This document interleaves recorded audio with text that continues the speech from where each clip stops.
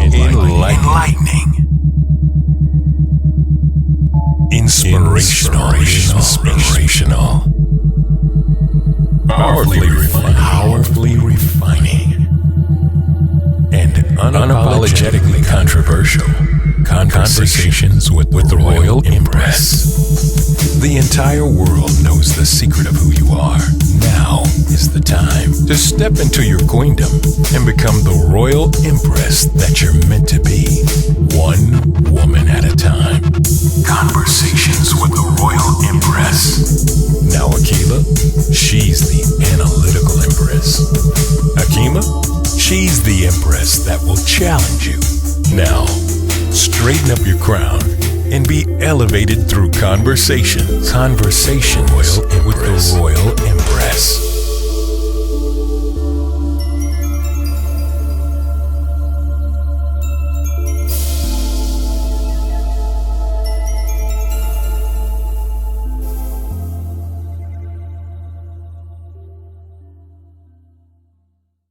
Welcome back to Conversations with the Royal Empress.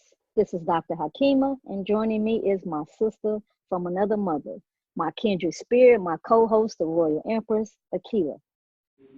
You know, sis, I would definitely love to talk about the crab in the barrel mindset, or the discredit of one another that we so eagerly like to portray. You know, case in point, have a discussion with a brother, and he was sharing with someone that he had actually met a king in Africa. And the first thing he said, I mean, you ain't met no king. This is what bothers me about us and our low self-esteem. You know, something a wise man said is, if you ain't sent by the white man, black people don't respect you. And it's so true. White men don't sign off for you. Black folks act like you ain't nobody. So that goes to that, because you've never seen nobody, and no one comes to sign off or confirm what this person is saying. They got to be lying, and that bothers me about us as a people. I'm not sure how other ethnic groups are, but I know that we got that bad. We got that really bad, where we feel like, ain't nobody signed off on what you're doing or what you said. If I didn't see you on the news with some white journalism that says something about you, then it ain't happened. Then it ain't true. Then you're not on anything. You're not successful. Unless it's gossip. We need to really get out of it. Yeah, unless it's gossip that's putting you down. We believe that. We believe things that are put out on social media about people in a negative light. As far as I'm concerned, I'll see us do that. Where, I read that they did this and I read that they did that. It's only positive stuff sometimes, and I like to say some of us, because clearly it's not all of us, but some of us, it's like we'll take the negative as truth, but something positive, that we need the white man to co-sign on. That we need to see something from mainstream media or something like that. It's as if we have this need and this desire to see other people do bad. And it's just crazy to me. And it's frustrating, and you're right. How do you know who somebody has or has not met? How do you know? Why do you challenge people? Why do you think people don't know other people? I was always told that, especially in the nation, they're taught that, you're going to have friendships in all walks of life. So what makes you think? What makes you think that the brother or sister sitting next to you has not sat with quote unquote dignitaries? But at the end of the day, all of these dignitaries are still human beings. They still bleed just like we do. So why is it even such a big deal that you have met all of these people? I've met a whole lot of people. I don't go around talking about it. For the most part, I mean, if I have met somebody and it comes up, then I'll mention it, or you know how sometimes you'll reminisce about something and you'll say stuff when people are getting to know you or things like that. But what makes us think that just this ordinary person, or who you deem ordinary, hasn't met people that you've never met? Probably because you ain't ever been off the block. that's that's one of those things. Some people are well traveled. You got a lot of us that are traveling now, and so now we're doing different things. But some of us have been traveling since we were young people, because of the military, because of our career choices, because of so many things. And you're going to meet people. You're going to meet people. You're going to meet people. You're going to be friends with people. You're going to have friends who are the quote unquote rich and famous. You're going to have these relationships with people that other people hear about through TV or see on TV. They do have friends. They do have friends. They have family. Many of us have family members who are entertainers, athletes, all of these things. They didn't just come from nowhere. So I don't get it. But it is a mentality that we have that I think really is just real unfortunate, and I think we really need to check that. I agree. This is something that I've learned from other ethnic groups. If you run into someone who has some influence, or who, some people are just great connectors, they may not be a highly successful person. Their passion may be connecting someone with someone else. If you meet a person like that, you should try to connect with them, because they may introduce you to someone that can help you attain your goals. When I observe other ethnic groups, they connect very well. Oh, yeah, let me get your number. I know a guy that can help you out. We don't do that. We sit back, and as a people, we tend not to do it. And I'm not saying that there's not examples of or any cases where black people do that, but I'm just saying when it comes to us, oftentimes that would be a hindrance of us being successful, because instead of you talking about that person, why don't you try to connect with them? I agree. Make you very successul. I agree. Case in point, I'll give you an example. When I first came into the Nation of Islam, and I had the likes to be near Mother Eva Muhammad, and wonderful minister, Sister Deep. I still love this sister to this day. I mean, but here I was, I'm like 19, 20, and this is a woman that's much older than me, but she had her stuff together as far as her knowledge, successful attorney, a successful minister in the nation. I said, man, this sister got a lot of knowledge. I want a lot of knowledge. I'm about to sit in her study group circle, and I'm going to learn. Every Friday night, I was right there trying to listen and learn, and was sitting in her circle. Okay, it's other heavy hitters in this circle. Man, I want to learn. I'm going to walk up to them. I'm going to ask them questions. I learned so much in that time frame of trying to connect with people, and opposed to sitting back hating on them or talking about them. Oh, they ain't on them. They don't know nothing. Yeah, if we constantly down each other, we will never benefit from the greatness of our own people. If somebody is demonstrating some great behavior, try to connect with them. And I don't think it's anything wrong with using someone. I think it's wrong to misuse someone. If you're in a place where I want to be, I need to come to you and say, hey, I'm really trying to learn how to be successful. I want to learn from you. I want to connect with you.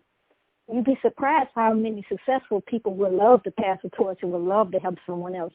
Because if you're a successful person, you helping someone else, that's to your success as well. I worked for this, when I was in banking, I worked for this bank manager. And I was assistant manager. At the time, he was the bank manager. And everybody I met who had a position was like, oh, yeah, I won't say his name, but they was like, oh, you work for him? Oh, man, I started under him. And I was just sitting there like, there's 4 or 5 town managers in this bank who worked for him at one point in time. So I went to him and I said, how do you feel about all these people that are successful, but they're over you now, but you train them or you hired them? He said, yeah, they're there because I helped put them there. And that was like a light bulb. And he said, man, he said, I can be where they at. He said, I had those offers. He said, but I'm a single father. He said, so I'm not making any type of move until my youngest daughter graduates from high school, and then I'm going to make that move when I'm ready. But I learned something in that. Whatever he wanted, they was giving it to him. And I was sitting there like, he's a great guy. But I'm like, what is it about this man that whatever he asks, and it was nothing illegal. everything within the parameters of the job. But if he had obstacles, what do you need? I got you. That's pretty much what it was. And I was like trying to understand that, but that made a lot of sense. The one manager I talked to, she said, you were a good person right here. She said, soak up all the knowledge you can get from here. I guarantee you, you'll be able to move on, because he knows a lot of people. He's helped a lot of people. And if he signed off on you, it's gravy. You know, everybody got you. And that's one thing that I've learned. You see that a lot more in a professional environment than you would in a personal environment. But as a people, that's something that we need to try to do, in opposed to always trying to pull somebody down. That crab in the barrel mindset of you try to go up and be something, somebody pulling you down. We need to try to be more like that. I agree. And we have people that do that. I've been like that in terms of connecting people. And I never did it for any type of compensation or anything like that. And I had somebody tell me one time, you know, you're like a people broker. And I was like, But there have been people that say, well, you need to monetize that. And I said, but I don't do it for that. If somebody is telling me something and I know somebody else that does something, I'm like, man, you should meet so-and-so. You all probably could talk. That's just the first thing in my mind when somebody is telling me that they're doing something. Now, one of the things, though, that I've gotten to the point now is that I'm a little more discriminating as far as connecting people, because I have to make sure that you are really going to do what you say you're going to do. When you start trying to connect people together, and are you really ready to meet this particular person? So you do have to you do have to see something. Screen, kind of a screen. Yeah, you do. You learn to do that. You know, but I just believe that the more goodwill that you put out there, ultimately it's going to come back to you. So I don't worry about, but I've had people say to me, you good, I wouldn't do all of that. Why, you know, you're doing this and you're not getting that. And my thought with people is, but what's your motivation?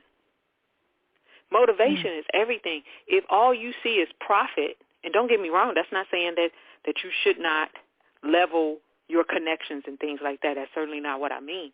But everything is not about what you can get out of it. It shouldn't be. It should just be about wanting to see other people elevated and get to where they need to be.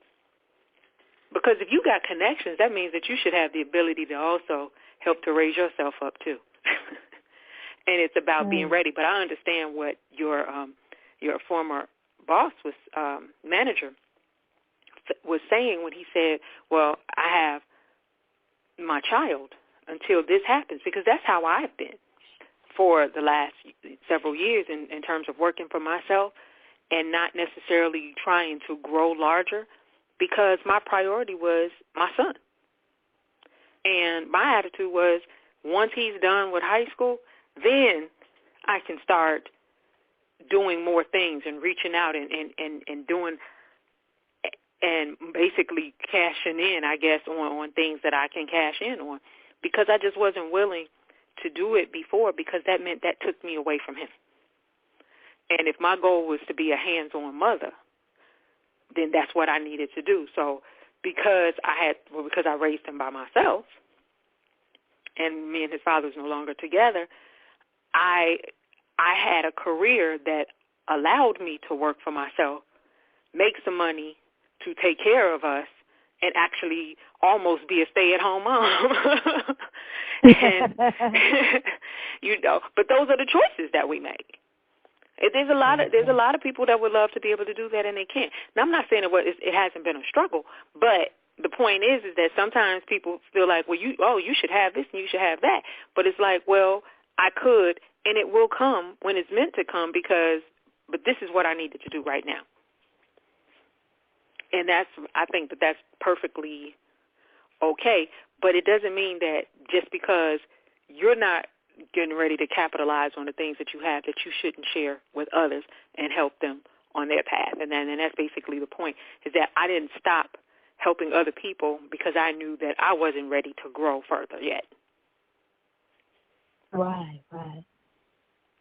And that we have to, it's like, it's not about somebody having more than you, or you helping somebody else, and they get ahead of you. And that's the thought, that we can't have that mindset where, oh, well, I'm not going to help them because then they'll do better than me. So what? Right, if they have the drive that you don't have, then they should be doing better than you. Or even if you do have it, and for whatever reason you're not willing to move on it right now, you still, because one day that person still could come back and help you. That is true. That is true. Yeah, they can come back and help you. That is true. That case in point with the manager I was talking about. Whenever he needed something, these very people that they worked under him and ended up getting higher positions than he had, never forgot that. It's like, whatever you need within, ramifications of my job, I can do it for you. Right. And I think that's you might have one or two people that you help that don't appreciate it. Oh, absolutely. Absolutely. But you can't. But you don't do it. You don't do it so that this person could acknowledge you. You do it every time you help another Black person. That's you helping your whole entire nation, because that person with you might be, even if you don't want to see them successful, hey, they're going and be successful, and they hire 25 or 30 people in the community. That's 25 or 30 people in the community that has a job. You understand what I'm saying? It has to be bigger than us on a personal level. It's people when I was a bank manager, and it was people I thought were idiots, business I thought were arrogant. But I still say, you know what, it's somebody that you need to connect with, because really the person who's going to benefit from the relationship was the other person more so than that person. But at the same time, we have to take our emotions out of things. We put our emotions in places where it shouldn't be. We do that, period, as Black people. We're very emotional. We are an emotional people, and we take our feelings and our emotions, and they're more important than causes that are greater than ourselves. And I think until we understand that we have to take that out, it has its place. You're entitled to your feelings. You're entitled to your emotions. You're entitled to all of that. But none of that is going to help you. None of that is going to liberate Black people. Your emotions is just not going to happen. And so we really got to get out of that mindset where we think that hurt feelings and all of those things is bigger than the greater good of Black people as a whole, because it's just not. Neely Fuller, who was Dr. Francis Cress Wilson's teacher, he has videos on YouTube where he's being interviewed. That's a powerful brother right there. I can understand how he's her teacher. But he has a video where he's being interviewed, and he talks about how the European studies us, and he understands that we're an emotional people, and he rules us by emotions. Yep. And I said, ever since I heard him say that, and I said, that reminds me of the teachings of the Most Honorable Elijah Muhammad, when you talk about rising above emotion to the thinking of God. I would say, man, as far as my maturity, my success, that is the one most influential lesson that I have ever learned in my entire life, was learning how to rise above emotion. And that doesn't get a lot of play in our community. It doesn't get a lot of play in our household. But that's very, very important whenever you're trying to have an effective relationship, whether it's relationship with a family member, relationship with a boyfriend, girlfriend, spouse situation, or a working relationship at your job, or just a relationship with your people overall. When you make decisions out of emotions, or you can't rise above your emotions to control them, you tend to make decisions that don't make sense or are very destructive when you make decisions out of emotions. So when I heard him say that, it just really took me back to the teachings. But also it helped me understand how the European rules us. He goes us by emotion. Everything, like when he sells us products, is all based on our image or what we like. It's always emotional whenever something is delivered to us from the European, because he studied us and he knows our weakness. He's like, well, they're emotional people. They can't control their emotions. I can rule them easily. And he's been doing it for years. He's been doing it successfully. Yeah, thank you. Yes, thank you. For 400 plus years, at least over in this country.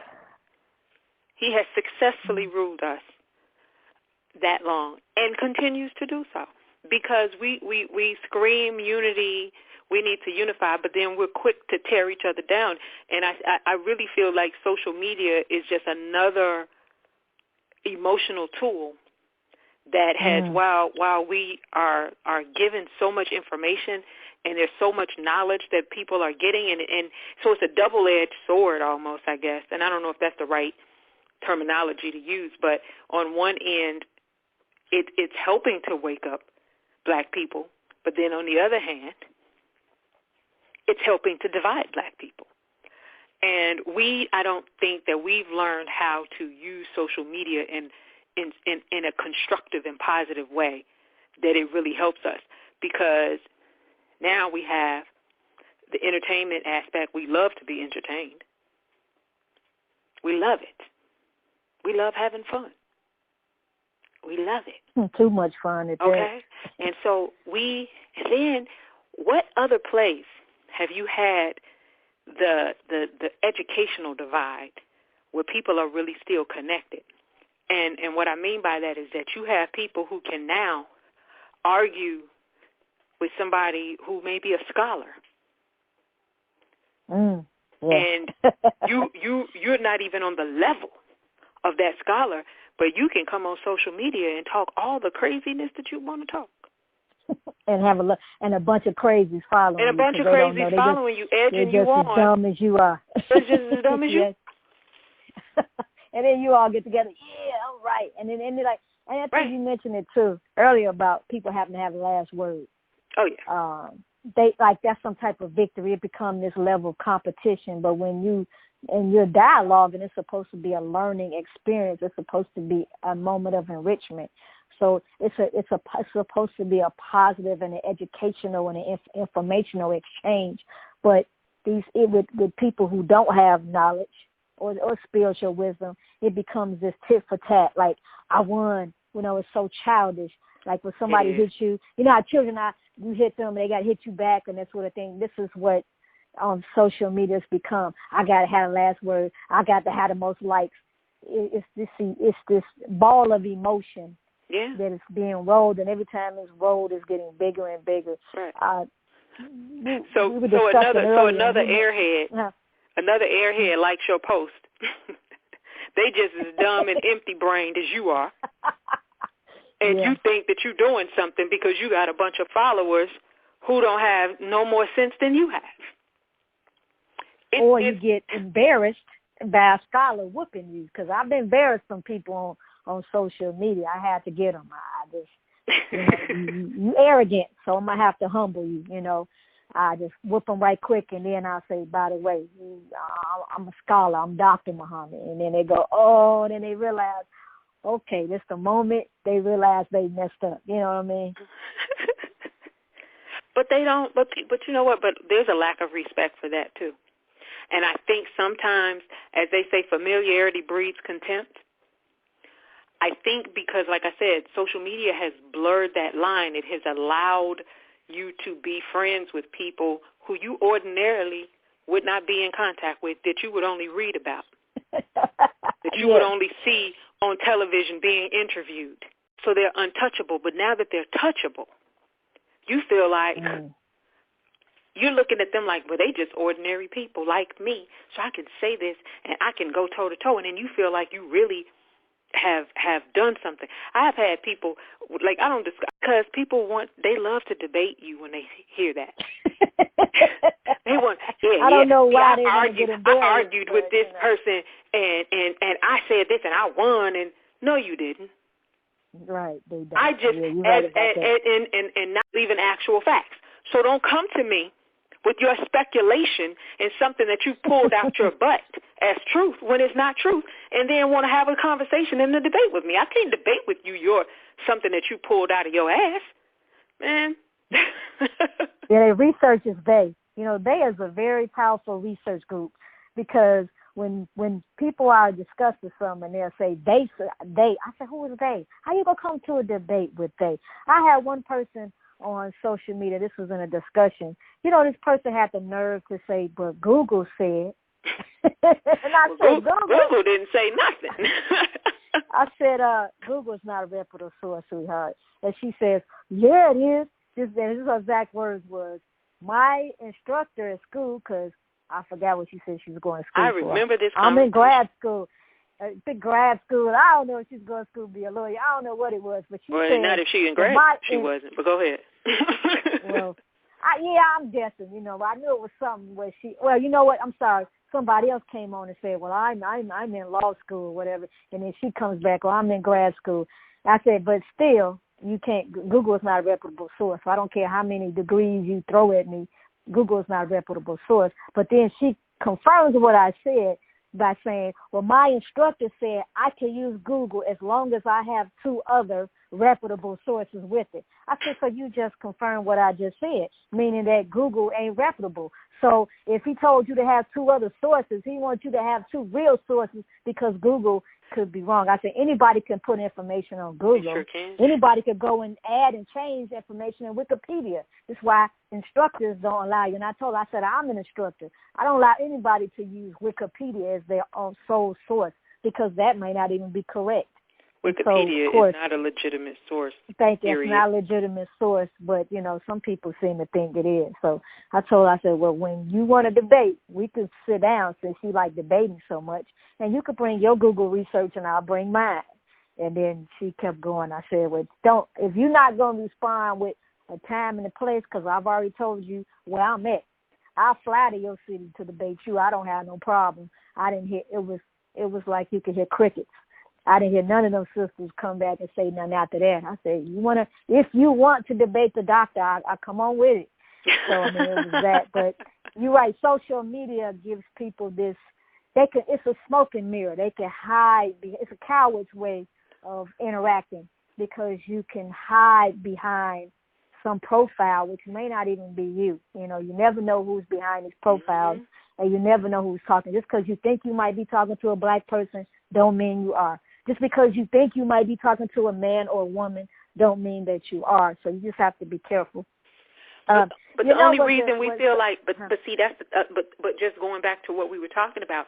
But part of the problem with us wanting to argue on social media goes back to what we said in the very beginning. It's still that mentality of trying to one-up one another. It's still that mentality of wanting to crab attack. In a barrel. Yeah, you want to attack. You don't want to come to your brother and sister in a brother and sisterly manner and say, well, sis, I disagree with you on that, and here's why. But we ready to pounce. You don't need to say, you don't know what you're talking about. That's the first thing somebody said. Somebody said that to me. You don't know what you're talking about. And I'm like, you don't even know who you're talking to, basically. I mean, I'm paraphrasing now. Right. But you don't know me. You don't know what I've done in terms of activism. You don't know what people I've been around and in contact with, what elders' feet I've sat at and learned. You don't know. You don't know where I've been. You don't know what world leaders I know. You don't know any of that because I don't wear that type of stuff on my sleeve. I'm not putting that out on social media because it's nobody's business. Until it's time for it to be out there. Until it's time for it to be your business. Right. If it's in a discussion and you bring it up, it shouldn't be, you ain't do this, okay, and you know me to know what. I mean, it's one thing if I say that I'm talking to I know somebody and you know that person and you like, oh, nah, this person's lying. We're not talking about the people that's really holding truth and you're holding a liar accountable. That's something totally separate. Right. It's really about the people who, because they've never done nothing or their expectations of their own people is so low that they feel like you can't do that. Case in point, know a brother who's a Navy SEAL. Do you know another black man told him, you ain't no Navy SEAL. Ain't no black Navy SEALs. I'm like, okay, see what I'm saying? This is the crazy thing. And it's like, man, I know one person. I know 2 personally. One definitely who publicly, who's a Minister Bay Muhammad, who was out of Louisiana when this is in Monroe, Louisiana, and it's something you can Google because it's out there, and he's made it public. He shared his life experience on how, and this was years ago. This was back in I forgot the year, but this was, back when they was lynching brothers and sisters. So they wanted to kill. They came in a mosque and attacked them, and so, the brothers fought back. Well, they ended up arresting him and then took him out of jail and took him to a pond or a river and they stood on him. They called themselves gonna kill the man. We gonna stand on him till he drowned. But because he was a Navy SEAL, he was trained to hold his breath. Back then, he said that they called him frogmen. They didn't call him. They wasn't known as Navy SEALs at that time. Before they were Navy SEALs, they was known as frogmen. He was considered a frogman there. His skills of holding his breath is the reason that kept him alive. It's the reason why today he could tell that story. So this brother saying, ain't no black man that's Navy SEAL. See, we go off what we see on television, or we go off what we think we know, or we think that because we have such low self-esteem, a black person can't be this or a black person can't be that. You look at the Olympics every day, you see black folks getting gold medals, doing things that most people in the world can't do. I mean, you've seen us in different arenas, whether it's business, whether it's science. I mean, everybody saw Hidden Figures. If you didn't see it by now, you're one of the few people that haven't seen it. Just were before 2 years ago, before his conversion. Sometimes we have to learn to love ourselves, which is why we have the mentality that we have, which is why there's so much distrust of each other.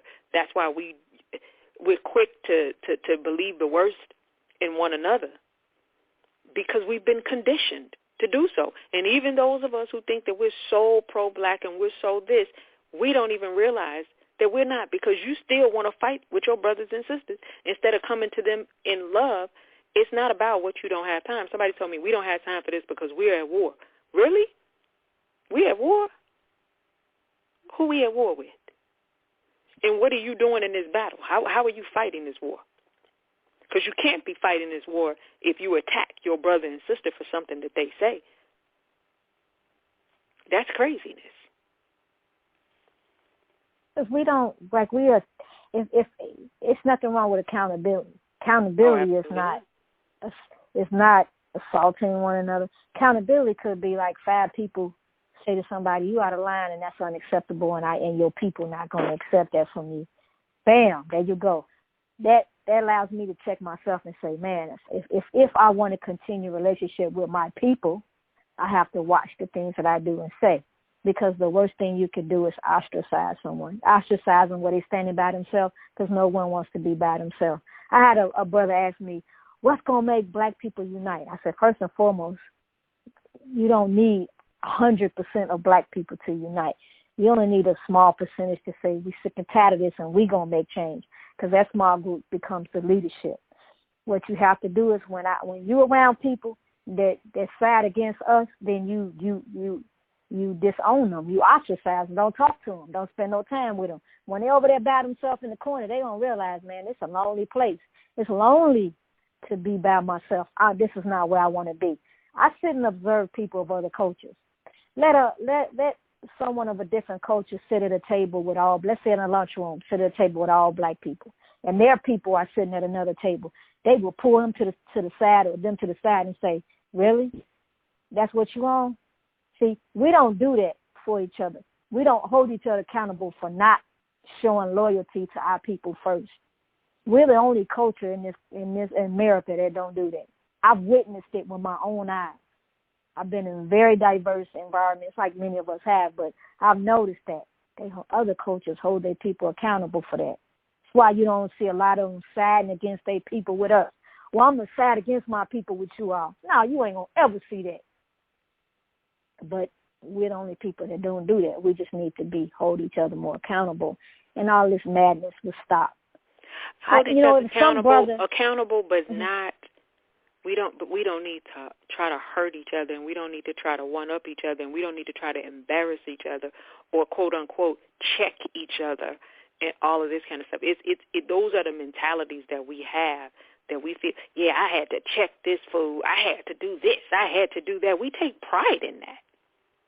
But that's not We accountability. really take pride in that, and it's sick. It's really sick. That's definitely That's definitely not accountability. You're right. We need to clarify that for our people who ride the yellow bus, because accountability ain't knocking somebody in the head. Accountability is an educational vehicle. You know, you hold people accountable so that they can get it together. There's usually an action plan behind it. It's just like in a work environment. That's a prime example I give you, because everybody has dealt with accountability in the work environment. You have a duty, you don't do it, you have to meet with your managers. Point blank. The manager, when you don't walk in the office and the manager say, have a seat at my desk, he don't start punching you, or she don't start punching you in your head. They don't pull out no knife and stab you. They don't cuss you out. They sit down and say, these were the objectives that you were hired to meet. You're not meeting them. We need to come up with a plan.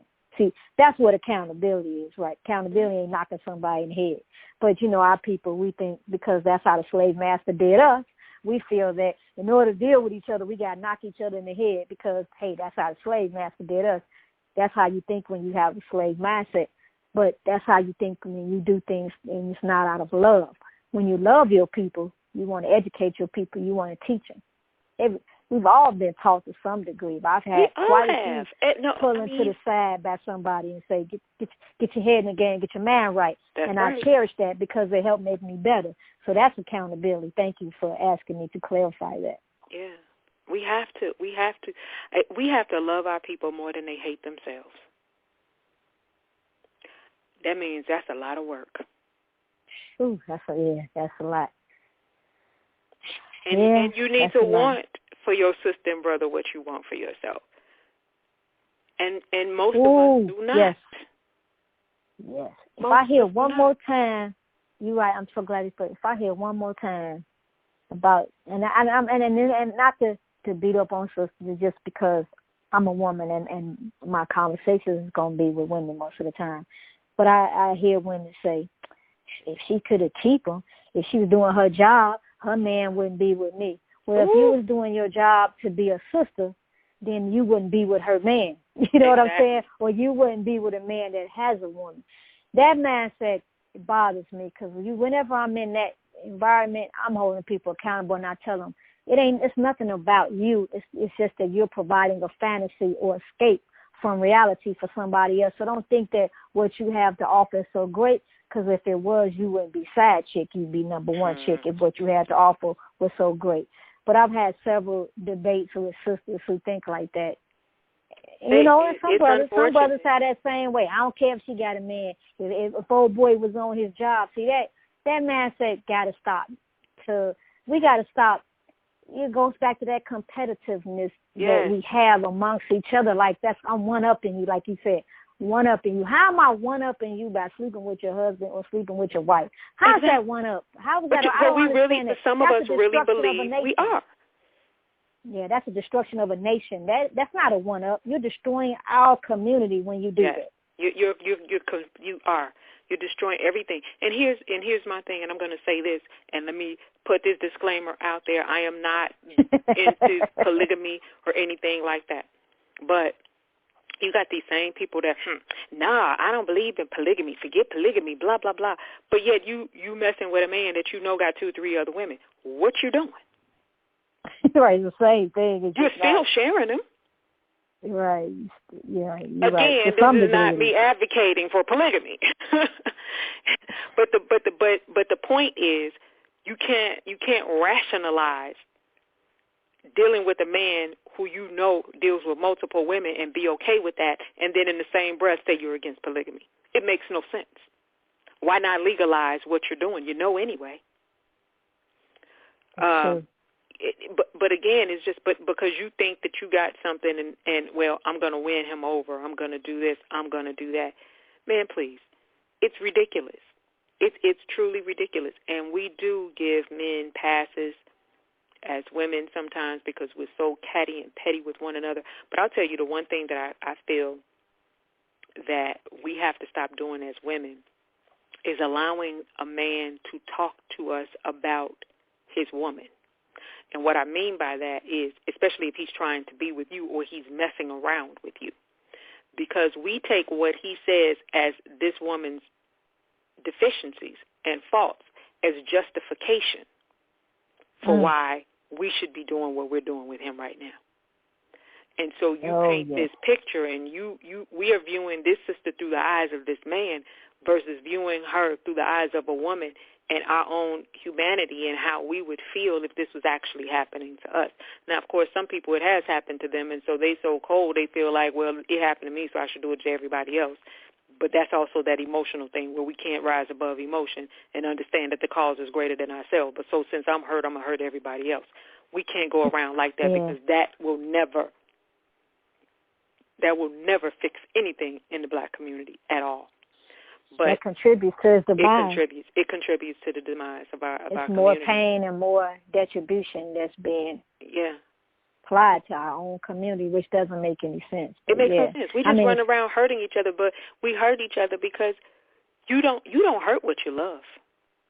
And so because the self-love is not there the way we try to pretend that it is, it's so easy to hurt the people that are a mirror and a reflection of you.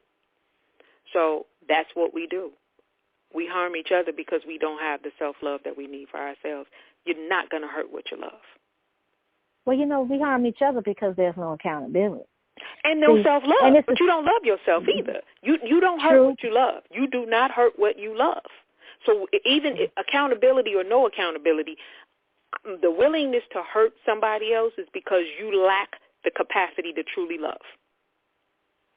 That's just how I see it. It begins with self-love. If I love myself, if I have pride in myself, I have no desire to go out and harm anybody because I'm happy and content. Happy and content people don't go around trying to hurt people. This is true. But you understand what I'm saying with the lack of accountability. And I'm going to give you a great example of having a conversation with somebody. I've actually had a conversation with, some criminals, some convicts. And so I'm saying, all this, I do this, I do that, and I'm sleeping on somebody, and I'm do this, and I'm catching somebody slipping, or they sleeping, or whatever. You know how these young men talk. And I'm like, okay, well, what was the color of these people that you did it to? Oh, why you had to go there? No. It's okay. You feel it's safe to harm your own people, but you ain't robbing nobody or no other culture because there's a high level of accountability. You understand what I'm saying? It's like, kind of case in point. With me working in the prison and the staff assaults that we had, you would have an inmate walk past 5. I mean, when I say, hardcore men that if they was to hit that officer, they would be great because he beat the hell out of them. Walk past all of them and get to the weakest one and punch them out. It's happened before. Well, it's like, hold on, how you walk past 5 people or whatever number of people to get to this person and you felt safe enough to hit them? See, people tend to attack that which they feel is safe. I don't have to worry about no retribution. So it's so easy for us to assault one another because we don't feel like, ain't no retribution, ain't nothing going to happen. See, that's that predator. That's that predator mindset because ain't no hyena rolling up on no lion by himself. He's going to have to find about 15 more hyenas in order to beat one lion. They know what's up. A predator know, oh, wait a minute, this is a lion. I'm going to fall back off of that. So typically when someone wants to do something to someone or hurt someone, that's why people hurt children, and that's why a lot of men hurt women, because it's a safer object. So when there's a lack of accountability, that's what people do. I know ain't no accountability with this. I'm going to hurt this person or hurt these people because I know there's no level of accountability. So that's what I mean, like in our community. Yeah, there's no self-love. We're not holding each other accountable to demonstrate love if I'm demonstrating self-love, I need to hold everybody accountable to do the same. If I don't, it's going to be to my detriment and to everyone's detriment. Yeah, I agree. But yeah, we could talk forever on this subject and about this. But I guess at the end of the day, we just as a community, we just really have to do better. We have to stop trying to attack each other. There's nothing to gain from it. There's nothing to gain from you feeling like you're going to get your 15 minutes of fame or that, making someone else, trying to make somebody else feel bad or anything like that. It does nothing for the betterment of our community. It just doesn't. And it's my prayer that one day that black people will just wake up and realize it's okay to love yourself, and it's okay to love your brothers and sisters.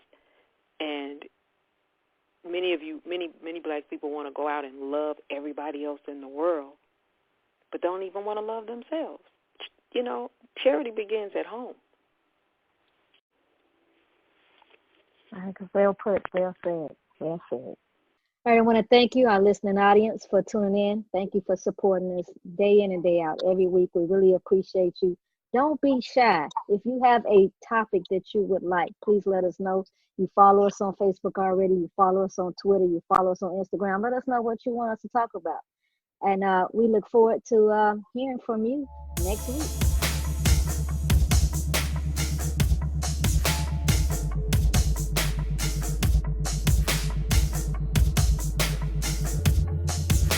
Thanks for listening to another episode of Conversations with the Royal Empress. Tune in next week for another enlightening conversation. For more information on the Royal Empress, please visit the website royalempress.org. You can also follow the Royal Empress on Facebook, Instagram, and Twitter. Conversations with the Royal Empress is a subsidiary of the Royal Empress organization. All rights reserved.